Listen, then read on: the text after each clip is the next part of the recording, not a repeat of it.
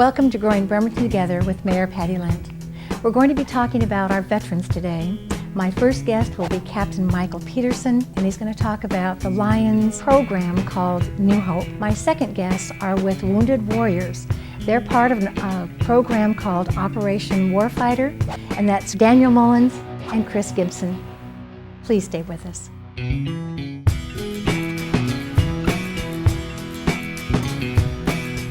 Welcome to Growing Bremerton Together with Mayor Patty Lent.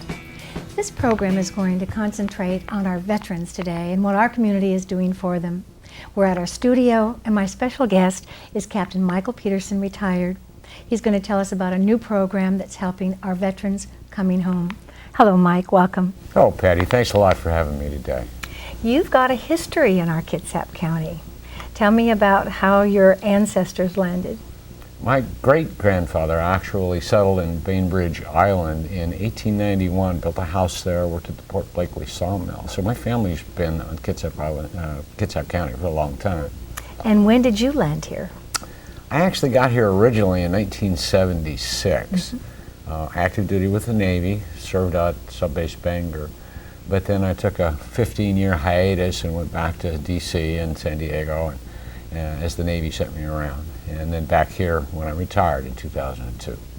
And so you've been, I know, very busy, and you've been a community volunteer. We know each other through the Bremerton Central Lions Club. Both of us are past presidents, but you also stepped up into a zone capacity so that your leadership was over a number of Lions clubs. We actually have seven Lions clubs on Kitsap Peninsula, in addition to 5 Leo's clubs, it's the high school level, and a Lady Lions club that kind of helps support us. That's great. We've done so many things in the community. The one we're going to concentrate today is the New Hope project.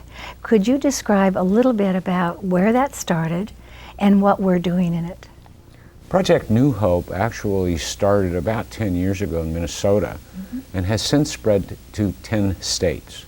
We started Project New Hope in Washington in 2008, and just let's talk about the crux of it very quickly, and that is that we hold weekend retreats for veterans with PTSD, post-traumatic stress syndrome, and or a few that have traumatic brain injury, and their families. We hold these free to the veterans and their families, all volunteer Lions. We have professional counselors that come in, we have professional psychologists that come in, we have Veterans Administration folks that come in, so that we're able to, and this is our focus, to give these people who have returned from Afghanistan or from Iraq or in some cases Vietnam or even Korea that have PTSD difficulties some tools to help them deal with that psychological integration, communication, stress management, sleep management, those kinds of things. And it's a fun weekend for them and their families. You know, I met a young veteran, and he'd been home, I'd say, about a year. He said that when he returned after 18 months and 2 different deployments, that his family and 3 children, he said, I had slept with my gun for those 18 months. And it was the hardest thing for me to get back into a family, deal with taking out the garbage or having a bill be late. It seemed so trite. So I know that when you're in a conflict situation for so many months or more than one deployment, that your lifestyle is totally focused on that fight. That's true not just for those that actually go to battle, but it's also true for our Coast Guardsmen, our airmen, a lot of our Navy and Marine people who don't necessarily put boots right on the ground and get into firefights, but they still have trauma. They still have a totally different way of life in a battle zone, on any deployment for the Navy, which of course is where my own background is. It's a different life. Your focuses are different, your mental processes are different, and adjusting from that back to our civilian community can be very, very difficult for anybody. We have several retreats. Do you have some for the remainder of 2013, or in 2014 that you have any dates for? We do not yet have dates for 2014. There are a couple of more taking place in 2013 that are full up at this point. But one of the things we are asking for from the public is to help us get the word out to the veterans and particularly to their families, because this is, you don't have communication within one person. You have communication between the members of a family, and this is the children as well as the spouse of the veteran. So we need them to understand that this program is available to them at no charge, except they've got to pay for their own gas to get there. And that it can offer some really valuable tools to helping with that relationship and that interpersonal communication that becomes so difficult when the veteran is trying to readjust to civilian community life. You said the children were included. What kinds of things do the children participate in when they're at the retreat? Oh, gracious. We have a whole group of additional volunteers that do child care for very little ones. Plus, we also have kayaking, boating, fishing, we have zip line, we have horseback riding. And all of these activities are made available, chaperoned for the children. And of course, the younger children can't sit in 2 or 3 hour sessions on communication or stress management or anger management or sleep or something like that.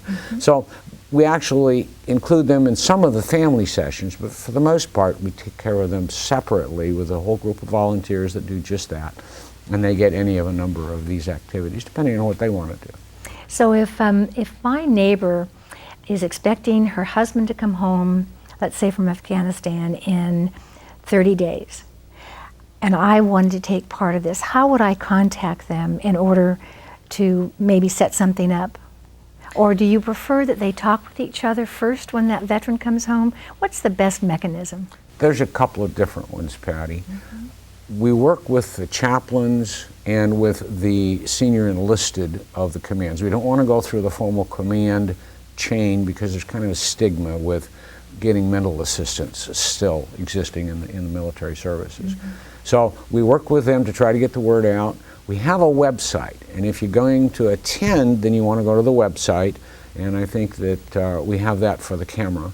But that's LionsProjectNewHopeNorthwest.org. It's kind of a long name, is why we asked to have it put up on the screen. But if they go there, they can find out more about us.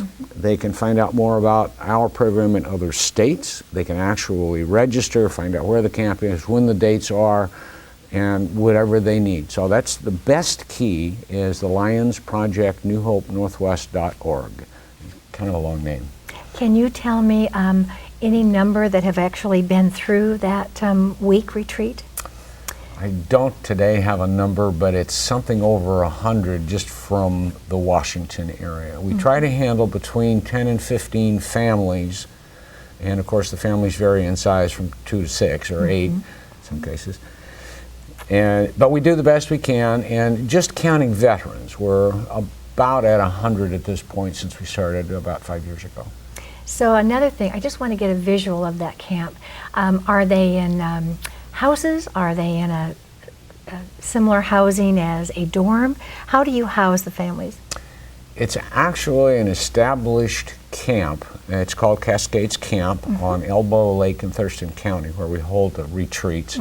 And it's kind of like a lodge. You get nice family rooms, or in the case of an individual, a nice room, not quite as nice as a Hilton hotel room, of course. It's a little rustic. That's right. We're at a campsite, but it's quite comfortable. It's quite private. We do keep counselors available 24 hours a day in case of difficulties. Outdoor experience is just nice. It's a beautiful, beautiful area. It really And you know, is. the Pacific Northwest is great. Having Joint Base Lewis McChord and our very own naval base and a pretty big Coast Guard base, we have lots of people that will be processed and coming home. So I'm pretty excited about being part of the Lions Club International. It's a program we've always concentrated on sight for the world. We expanded into hearing, and now we're doing something for current and future families, and the lifestyle that we enjoy, we want them to come back and join into it as easily as they can. So I want to thank you for being part of our program today.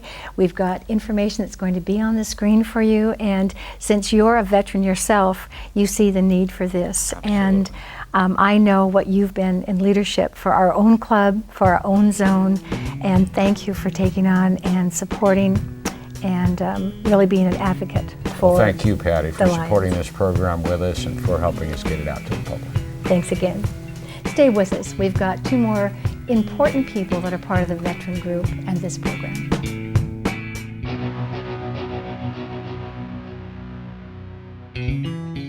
Welcome to Growing Bremerton Together with Mayor Patty Lent. We're still at the studio, and as you know, we're talking about our veterans and our community. I have two very special guests. I have Daniel Mullins and Chris Gibson. They're going to tell us about a program called Operation Warfighters. But I first want to just mention is that we've just dedicated in the city of Bremerton a 9/11 memorial. And it's something that in our community, being military, we feel very fortunate that our veterans of foreign wars are going to be the caretakers of that memorial. We learned at this dedication that in our community we have a man 100 years old, a veteran from the Second World War. His name is Fred Lewis, and he still serves today. He volunteers at the Navy Museum on Fridays from 1 to 4. We have another in amongst us, veteran from Pearl Harbor survivor, I will say. His name is Rocky Hoffman, and he actually lives in an assisted living right now, who's 95. So those are longtime veterans. Our current guys are only in their 30s, and we're going to learn more about them. Hello. I'm going to start with you, Daniel. And if you can tell us a little bit about where you grew up, what service you joined, and how you got to Kitsap County. We won't talk about the operation quite yet because we want to learn more about you. Yes, ma'am. My name is Daniel Mullins. I grew up in Florida, Gainesville, Florida. Go Gators. And Washington. Yeah. So I grew up in Florida, and I always had a burning desire to join the military. 9/11 was one of those triggers that led me to want it more. And I was going to school, going to college in 2006 when I was seeing more and more on the news about the Marines taking their highest casualties since the Vietnam War. And for me, I wanted to help out, and for me, that was the time to go. And that was how many years ago? Almost 7 years ago now. I signed up in pretty much in 2006, in May 2006. I enlisted in the Marine Corps and was deployed to Iraq a year later. All right. And then for you, Chris, tell us a little bit about your background. Chris Gibson. I joined the Army in 1997 when I was 17. Kind of the same type of deal. I come from a background of military people. But if you'd asked me a day before I joined the Army, I'd have told you were crazy. And then I was like, I'm going to do this. So, yeah, I joined the Army and served just a little over 16 years, multiple deployments. And I don't know that I'd have done it any different. Where were you deployed? Iraq and Afghanistan. Mm-hmm. So I've seen most of those countries. The next question again, and I'll ask it and then you can both talk. The Operation Warfighters is something that NAVSEA began, and you weren't even in the state of Washington when you learned about this program. Maybe we can start and say when you came home and were released from the service or going through release, how did you hear about the program and how did you get involved with it? Yes, ma'am. Back in September of 2009, I was in Afghanistan, Helmand Province, and I was lead vehicle leading a convoy through Helmand Province, and I struck a large IED, which resulted at the time to I had a head injury that I I had to get medevaced back to the States for. That began what I didn't realize then was a long process to where I was not able to do my job anymore in the Marine Corps. The Marine Corps and I had decided that we would do best to try and move forward and start a new life. At the time then, I didn't realize how hard it would be to find a job in the civilian world also. Being at my age, and at the time, the current level of going back to school would have been really extreme and difficult for me. So I was entertaining job fairs, and time again, I would come up with no results. My wife lived out here. Her family lives out here in Snohomish, and so she was coming out here with or without me at that point. So I wanted to do everything I could to keep the family together and create a life for us out here. And then that is when I met a lady named Carol Blakely from Operation Warfighter. Yes. She came in during a job fair and showed me about NAVC and all the capabilities that NAVC has to be able to provide me with a future. And so I thought that was really great. It was exactly where I wanted to go, and they did everything within their power to make this happen. The only issues was logistics. I lived in North Carolina at the time, and where I wanted to be was Keyport, Washington. It's over 3,000 miles. So as a Marine, we had my higher level Marines had to pull some pretty big strings to get me out here on this internship. But I knew in my heart, and I knew that this is what I needed to do to keep my family together and give myself a new life. And thank you. It's working, and we're going to talk about the success. But for you, Chris, a similar circumstance that led you here. So a little of your story. So January 18th, 2011 is when I was injured in Iraq. My vehicle was struck with armor-defeating grenades, and I sustained multiple injuries to my upper back and neck. They medevaced me out, and I got back to the States.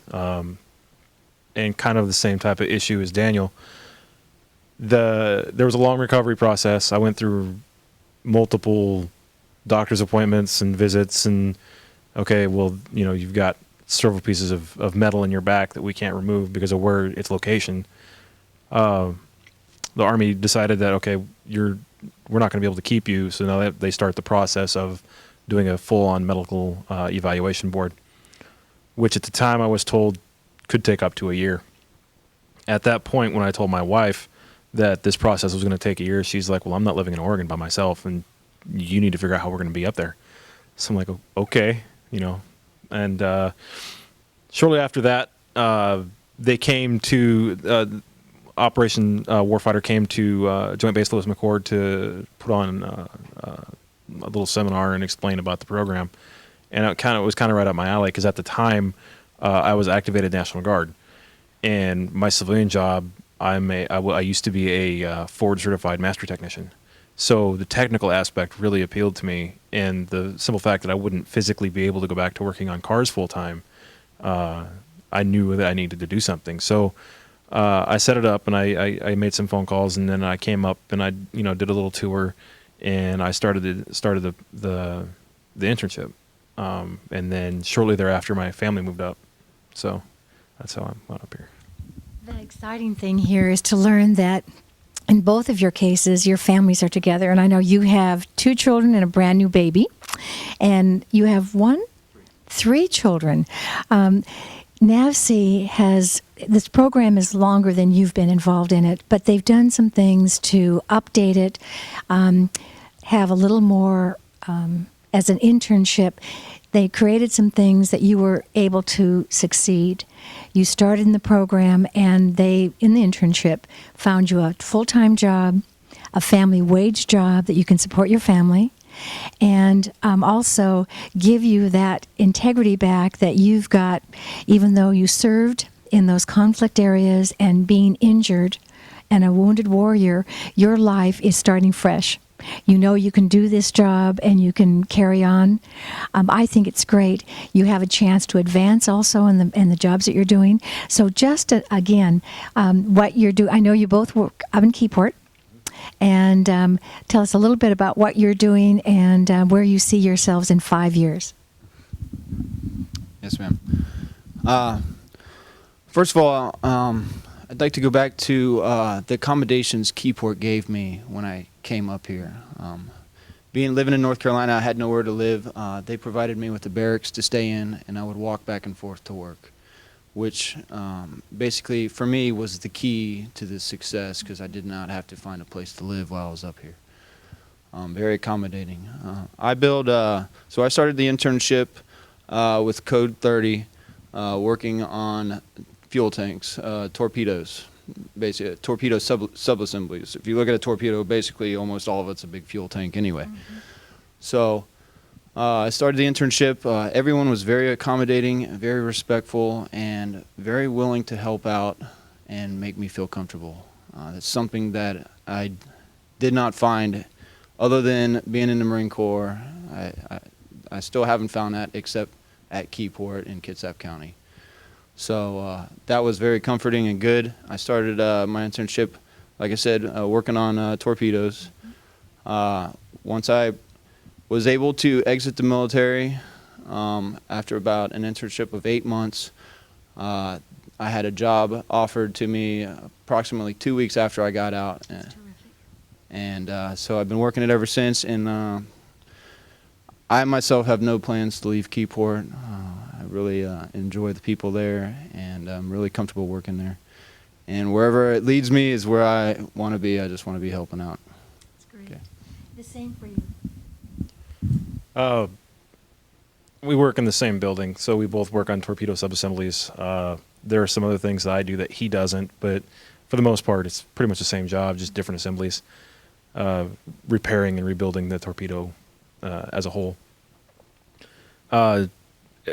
As far as like what Daniel said, I agree as well that they have gone out of their way to make us feel comfortable and to help us out there, and I wouldn't ask for another group of people. They've done a lot, like when I'm not feeling well, because I still have metal in my back that shouldn't be there, and so I've got my good days and bad days, and when I'm having one of my bad days, they're very understanding. So it's awesome. I don't know that I would get this from an outside civilian employer, but most of the people that we work with have served or have family that have served, and they understand. So it was very easy to make that transition. As far as in 5 years, I hope somewhere in management. I don't want to stay on a shop floor forever. I'd like to move up eventually.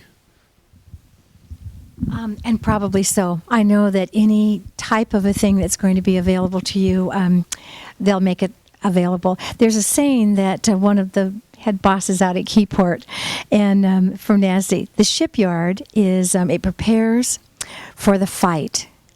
And the rest of that quote is, and warfare, the Warfare Center makes sure that the fight is not fair. So I know that the fights that you were in and what we owe you as a thank you, I know that you feel just as thankful for what we're now doing for the rest of your lives. If you had one thing to say to our audience about young men like you that have been injured in conflict, just one thing, what would that message be? And I'll hold it. That there is hope, and there is a place up here that can give you the life that you want to give your family. Just don't let them lose hope. Support them in everything that they need to do. I have to tell you, this has been a rewarding program for me. Our veterans, the programs that are available, and what we're doing for the future of our own communities and the people that have made us safe. Thank you both for being here.